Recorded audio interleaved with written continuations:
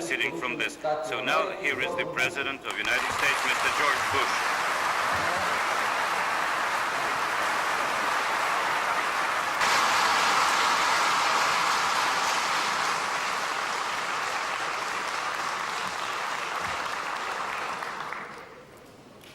Well, first, thank all of you for that warm welcome. And may I take this opportunity to thank all people of Ukraine that gave us such a warm welcome, such a heartfelt greeting. Every American in that long motorcade, and believe me, it was long, was moved and touched by the warmth of the welcome of the people of Ukraine. We'll never forget it.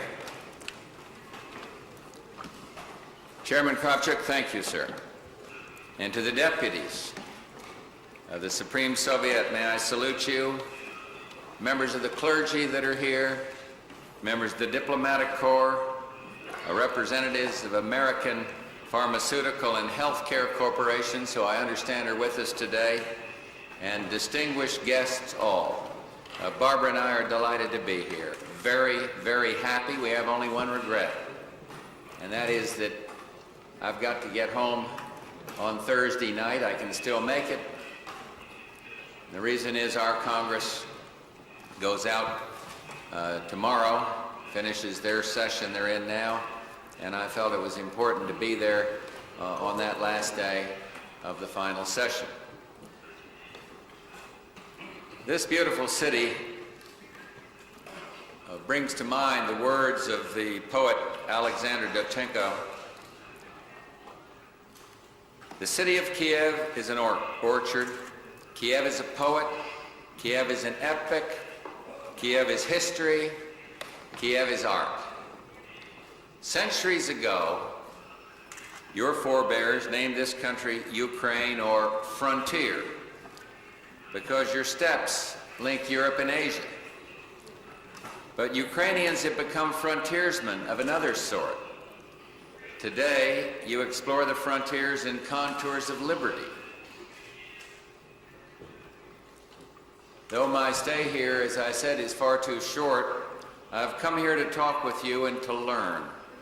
And for those who love freedom, every experiment in building an open society offers new lessons and insights. You face an especially daunting task. For years, people in this nation felt powerless, overshadowed by a vast government apparatus, cramped by forces that attempted to control every aspect of their lives. And today, your people probe the promise of freedom in cities and republics, on farms, in businesses, around university campuses. You debate the fundamental question of liberty, self-rule, and free enterprise. Americans, you see, have a deep commitment to these values. We follow your progress with a sense of fascination, excitement, and hope. And this alone is historic. In the past, our nations engaged in duels of eloquent bluff and bravado. And now the fireworks of superpower confrontation are giving way to the quieter and far more hopeful arts of cooperation. I come here to tell you we support the struggle in this great country for democracy and economic reform. And I would like to talk to you today about how the United States views this complex and exciting period in your history, how we intend to relate to the Soviet Central Government and the Republican governments. In Moscow, I outlined our approach.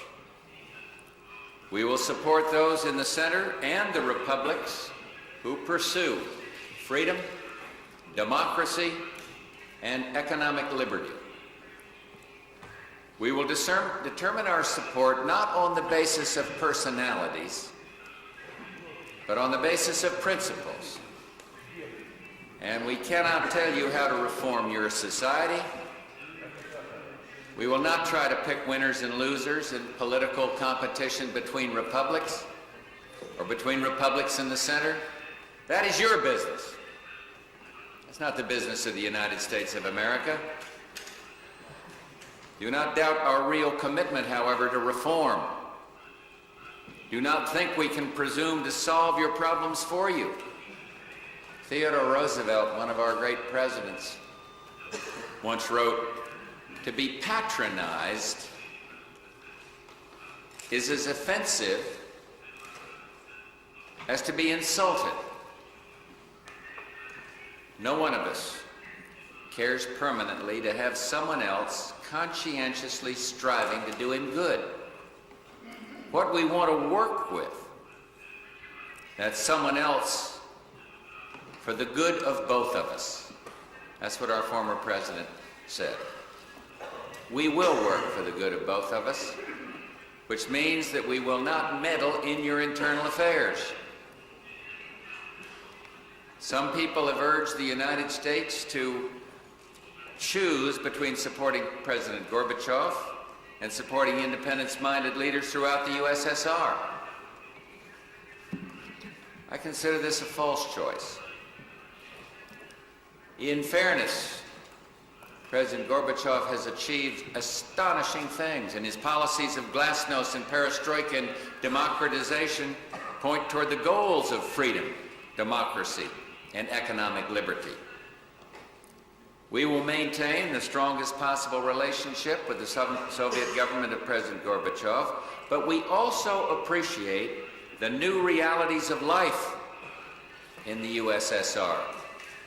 And therefore, as a federation ourselves, we want good relations, improved relations with the republics. So let me build upon my comments in Moscow by describing in more detail what Americans mean when we talk about freedom, democracy, and economic liberty. No terms have been abused more regularly nor more cynically than these. Throughout this century, despots have masqueraded as Democrats. Jailers have posed as liberators. And we can restore faith in government only by restoring meaning to these concepts. I don't want to sound like I'm lecturing, but let's begin with the broad term freedom. When Americans talk of freedom, we refer to people's ability to live without fear of government intrusion, without fear of harassment by their fellow citizens, without restricting others' freedom. We do not consider freedom a privilege to be doled out only to those who hold proper political views or belong to certain groups. We consider it an inalienable individual right bestowed upon all men and women. Lord Acton once observed, "The most certain test by which we judge whether a country is really free is the amount of security enjoyed by minorities." Freedom requires tolerance, a concept embedded in openness and glasnost, and in our First Amendment protections for the freedoms of speech, association, and religion, all religions. Tolerance nourishes hope. A priest wrote of glasnost, "Today, more than ever, the words of Paul the Apostle, spoken 2,000 years ago, ring out. They counted us among the dead, but look, we are alive. In Ukraine, in Russia, in Armenia, and the Baltics, the spirit of liberty thrives.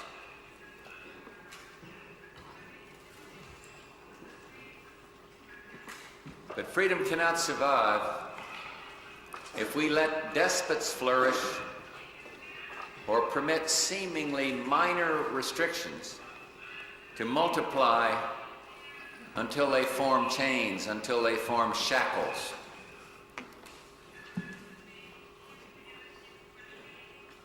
Later today, I'll visit the monument at Babi Yar, a somber reminder, a solemn reminder of what happens when people fail to hold back the horrible tide of intolerance and tyranny. And yet freedom is not the same as independence. Americans will not support those who seek independence in order to replace a far-off tyranny with a local despotism. They will not aid those who promote a suicidal nationalism based upon ethnic hatred.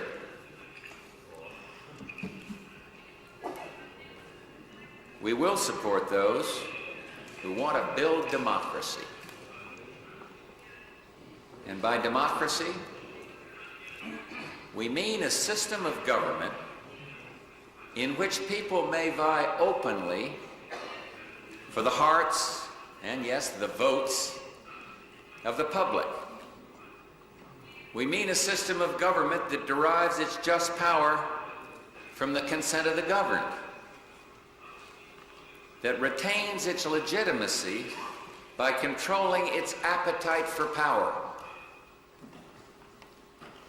For years you had elections with ballots, but you did not enjoy democracy. And now, democracy has begun to set firm roots in Soviet soil. The key to its success lies in understanding government's proper role and its limits.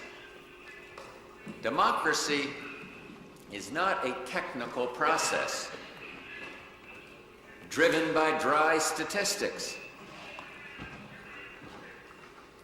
It is the very human enterprise of preserving freedom so that we can do the important things, the really important things.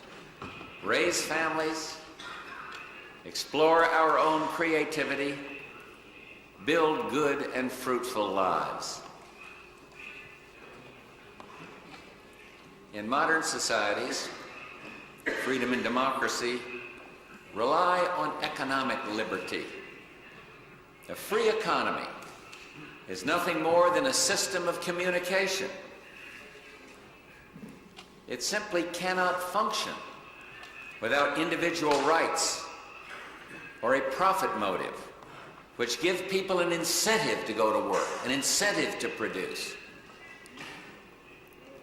And it certainly cannot function without the rule of law, without fair and enforceable contracts, without laws that protect property rights and punish fraud. Free economies depend upon the freedom of expression, the ability of people to exchange ideas and test out new theories.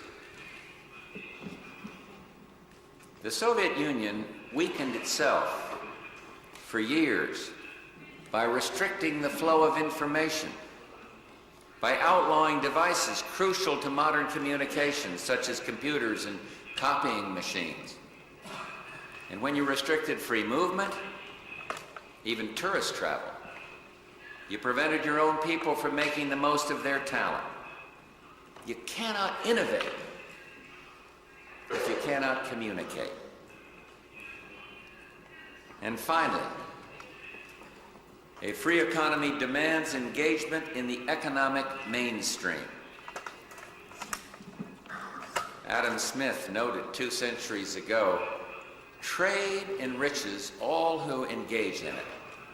Isolation and protectionism doom its practitioners to degradation and want. I note this today because some Soviet cities, regions, and even republics have engaged in ruinous trade wars. The republics of this nation have extensive bonds of trade which no one can repeal with the stroke of a pen or the passage of a law. The vast majority of trade conducted by Soviet companies, imports and exports, involves, as you know better than I, trade between republics. The 9+1 agreement holds forth the hope that republics will combine greater autonomy with greater voluntary interaction, political, social, cultural, economic, rather than pursuing the hopeless course of isolation. And so American investors and businessmen look forward to doing business in the Soviet Union, including the Ukraine. We've signed agreements this week that will encourage further interaction between the U.S. and all levels of the Soviet Union. But ultimately, our trade relations will depend upon our ability to develop a common language of commerce, currencies that communicate with one another, laws that protect innovators and entrepreneurs, bonds of understanding and trust. It should be obvious that the ties between our nations grow stronger every single day. I set forth a presidential initiative that is providing badly needed medical aid to the Soviet Union. And this aid expresses American solidarity with the Soviet peoples during a time of hardship and suffering.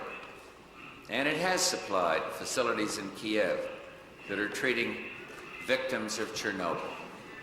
You should know that America's heart, the heart of all, hearts of all, went out to the people here at the time of Chernobyl.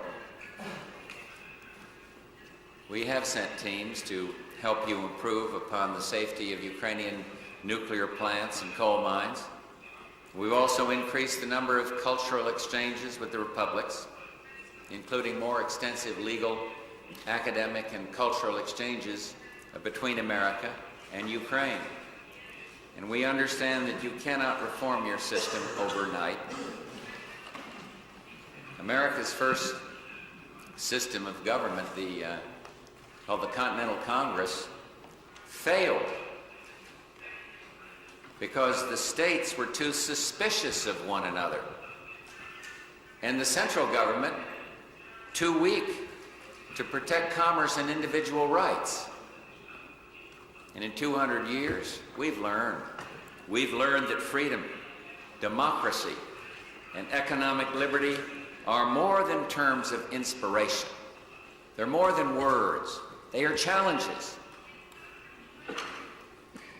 Your great poet Shevchenko noted, "In your own house, can you have your truth, your strength, and freedom?" No society ever achieves perfect democracy, liberty, or enterprise. But if it makes full use of its people's virtues and abilities, it can use these goals as guides to a better life. And now, as Soviet citizens try to forge a new social compact, you have the obligation to restore power to citizens demoralized by decades of totalitarian rule. You've got to give them hope and inspiration, determination, by showing your faith in their abilities. Societies that don't trust themselves or their people cannot provide freedom, and they can guarantee only the bleak tyranny of suspicion, avarice, and poverty. An old Ukrainian proverb says, "When you enter a great enterprise, free your soul from weakness. The peoples of the USSR have entered a great enterprise, full of courage and vigor. And I've come here today to say we support those who explore the frontiers of freedom. We will join these reformers on the path to what we appropriately call a new world order. You're the leaders. You are the participants in the political process. And I go home to an active political process. So if you saw me waving like mad from my limousine, it was in the thought that maybe some of those people along the line were people from Philadelphia or Pittsburgh or Detroit, where so many Ukrainian Americans live, where so many Ukrainian Americans are with me in the remarks I've made here today. This has been a great experience for Barbara and me to be here. We salute you. We salute the changes that we see. I remember the French expression, vive la différence, and I see different churnings around this chamber, and that's exactly the way it ought to be. One guy wants this, and another one that. That's the way the process works when you're open and free, competing with ideas to see who's going to emerge correct and who can do the most for the people in Ukraine. And so, for us, this has been a wonderful trip, albeit far too short. And may I simply say, may God bless the people of Ukraine. Thank you very, very much.